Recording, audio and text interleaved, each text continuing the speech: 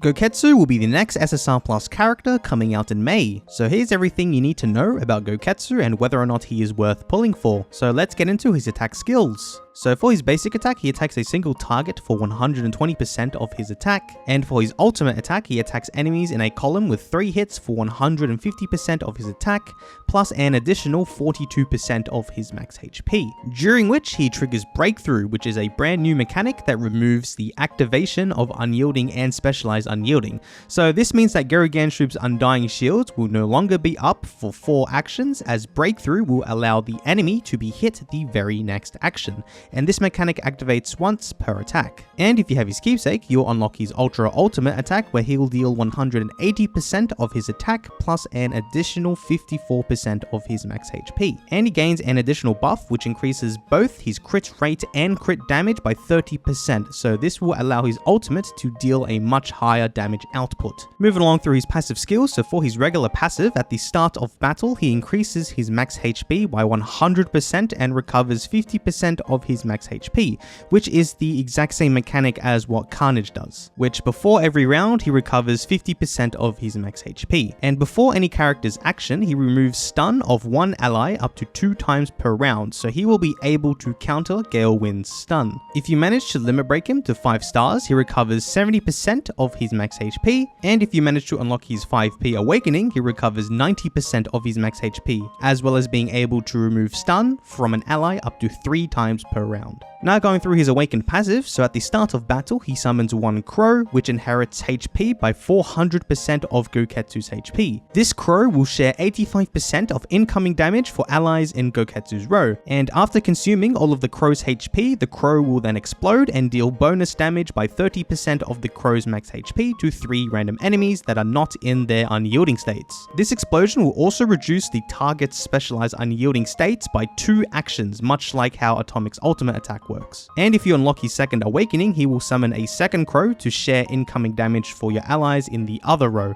So his awakened passive is like Boris's damage sharing passive, with the combination of Atomic's ultimate by shaving those undying states down by 2 actions. Now going through his enhancements, so for his talent pages, I would recommend unlocking both of his talent pages, and from his second page, I would recommend upgrading his base HP, damage reduction, and block rate. And from his third page, I would upgrade his base HP, ult damage reduction, and block. Those should be your top priority. And then those marked inside the blue circles are also good stats to upgrade if you do have the spare talent points to do so. For his damage sigils, use sword sigils, and for his support sigils, use vitality sigils to get as much HP as possible. In regards to his limit break, at a maximum, get him up to 5 stars in order to increase his heal buff to 70% of his max HP. And in regards to his awakening, at a minimum, get him to 4p in order to attain his block rates, block and crit resistance rate buffs to make him even more tanky. And if you did pull for his keepsake, get him to 5p, as being able to recover 90% of your max HP is an insane amount of HP to recover, especially if the majority of your sacks have been invested onto Goketsu, so this will be very strong in terms of healing. Now going through his gears, so for his gear set, the optimal set for him would be a drive set. Otherwise, the next best alternative is machine.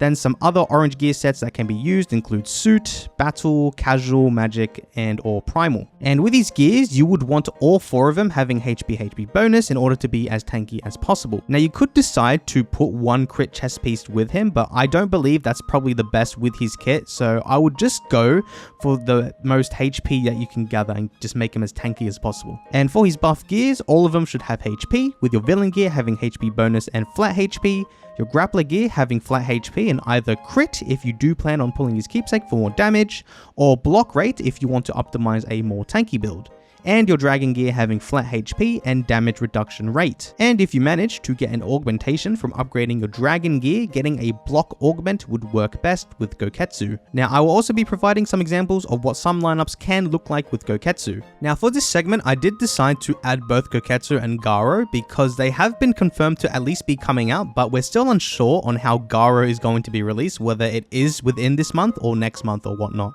So I'm still going to include 2 examples of both of them, because example 1 should be the most meta-breaking team, which consists of Goketsu, King, and Atomic Samurai, all in the same row to do all of their breakthrough and reducing Undying Shield capabilities. Then in the front row, you do have Gary Ganshub and Carnage to tank, and then Gaara is there to do his follow-ups to add that additional breakthrough as well. So this should be the strongest team that you'll probably be seeing a lot from the higher end players. With example 2, it's basically the exact same team, but instead of using Carnage, if you're putting all of your HP investment into Goketsu, then another alternative could be Boros, especially if Awakened 2, because you can get those damage sharing minions stacked on each other. So you can have up to 4, which is going to make your team quite tanky, and I've seen this work extremely well when I researched my teams for this video. So this is probably another strong team that you could be looking out for. Otherwise, if you don't have Boros, Metalbat's also a decent alternative as well, just to dish out as much damage and trying to get their enemies into their unyielding states as soon as possible. Now, if you don't plan on getting Gaara and just Goketsu, you can go with example 3, where you still use Atomic and Goketsu with your Sonic V2 being the Speedster instead of King. Then in the front row, you can put whoever grappler, so Carnage, which most people do have with Gary Ganshub's core, and then to fill in that Esper slot, you can put RMG or Boros, whoever you do need that second Esper for. And with example 4, you can still use Carnage and Goketsu with Sonic in the same row as well, so they're still both very viable, but you probably do want more investment on Goketsu rather than Carnage.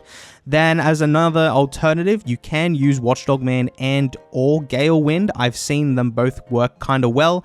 It just depends on if you use your Cruel tactic on hero, then you can use Watchdog Man, but if you use your Cruel tactic on villain, then you should use Gale Wind. So those are some examples of what some of the higher end teams can look like. Now going through some lower end player type teams, I've decided to add Sonic V2 now on all of these teams because he is actually accessible to every single player currently playing on Global, as now he is released for free and you can get his shards as soon as possible. So please try to get at least 80 of those 90 points for them challenges right now. You don't want to hold on to those shards. Just go to the album and click claim or whatever it is it says. You do want to use him and try to invest in him as soon as you can, or try to get him to at least 5 stars as soon as you can, as then he'll be able to speed up your entire row. So that will be very good to have for all of you players. So going off that note, example 1 can look like Goketsu and Carnage and Gary Ganshub core, because then you at least should have 3 SSR plus. You can use Sonic in the back row to speed up both those tanky Carnage and Goketsu, and then as your Espers, you can use RMG or ATT, whatever Esper you did get during the LSSR period. And if you need another alternative, Sky King is still very good for his bonus damage, as that will increase the damage reflect of Carnage and the explosion damage of Goketsu. Now with example 2, if you don't have Carnage, you can still use Atomic Samurai and Goketsu in the same row with Sonic V2, as that's just a lot of breakthrough and reducing those Undying Shields. That's going to be still a very strong combo. For another grappler, if you need a second one, you can use Watchdog Man, or you can use some other alternatives from the other 2 teams I'm about to go through. And then your Esper, you can use, like I said, ATT or RMG, whoever you got, or Sky King.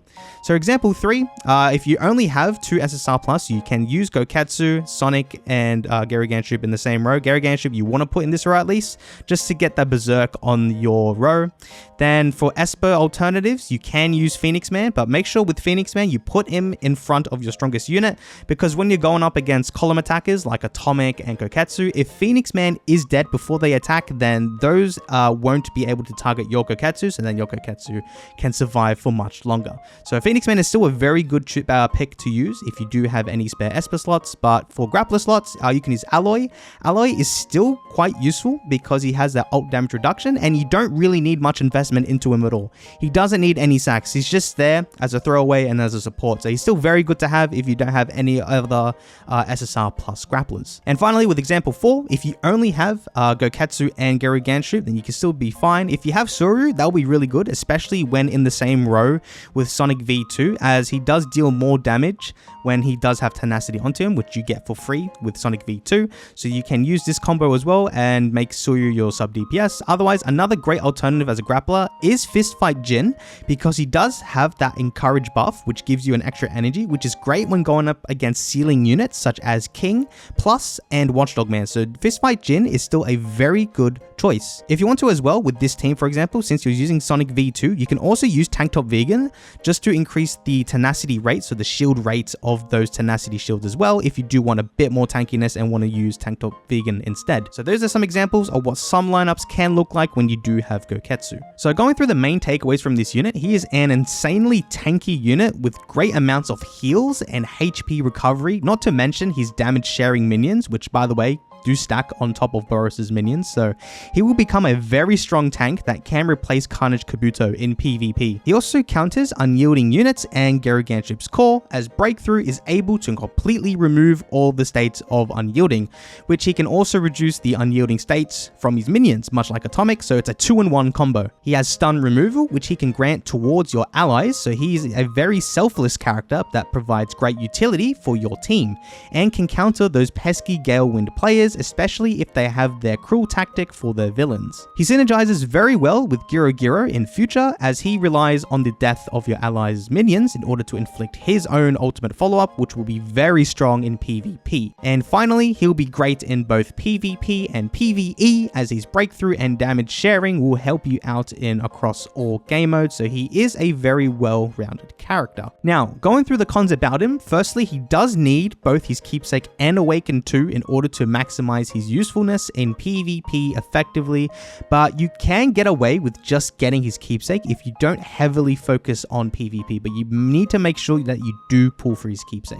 There are also much better grapplers in future, such as Deep Sea King and Tank Top Master, so it's better for you to save your black tickets and Keepsake vouchers for those particular units instead, especially for Deep Sea King. Now, the reason why I also say this, because in my next point, he does get countered by Tank Top Master, due to Tank Top being able to completely remove damage sharing for the entire battle. So in terms of PvP meta, Goketsu will only be lasting for another 5 to 6 months or so, depending on if Moontoon decide to rush the game even further. And finally, he does get countered by the Specialized Guard meta, which is when Drive Knight's core comes to play, as his breakthrough capabilities are useless and he won't be able to inflict massive amounts of damage during that era, so he's really only optimal now during the Gerugan era. So should you pull for Goketsu? So for free to play and low spenders, I would recommend skipping him since he doesn't last very long and it's much better to save for Deep Sea King instead. For mid spenders, I would also recommend skipping just because he does require heavy investment in order to work, otherwise you'll just be wasting your resources if you can't get his Keepsake and or Awaken 2, which would be much better if you can focus all of that into Deep Sea King instead.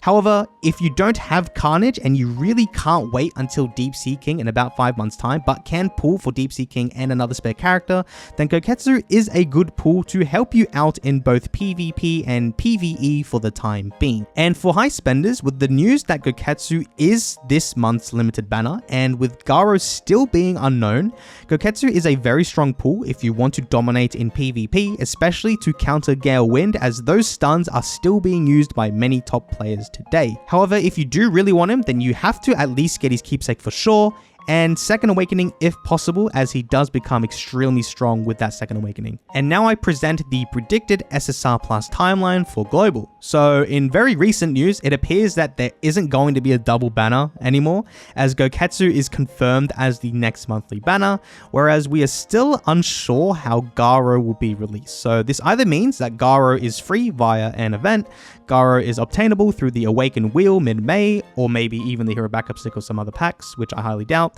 Or we might have been overthinking this entire time and they just decided to swap Goketsu and Garo around, which I also highly doubt. So just for the time being, I'm going to predict that Garo will be available via the Awaken Wheel during mid-May. So we're going to have to wait and see what they decide on doing, but that's just my personal prediction. Doesn't mean it's going to be right. That's what I believe they're going to do, because I think they kind of want to rush this era as soon as possible. Anyways, that wraps up the end of the video. I'd love to give shoutouts to all of my YouTube members, as you guys are massive contributors in making this type of content possible. If you're new to the channel and enjoyed this video, then please subscribe to my channel and click on the notification bell to stay up to date in keeping your One Punch Man account the strongest. Feel free to leave a like and a comment down below if you have any questions you would like to ask me. So anyways, that's all for today, and I will catch you all next time.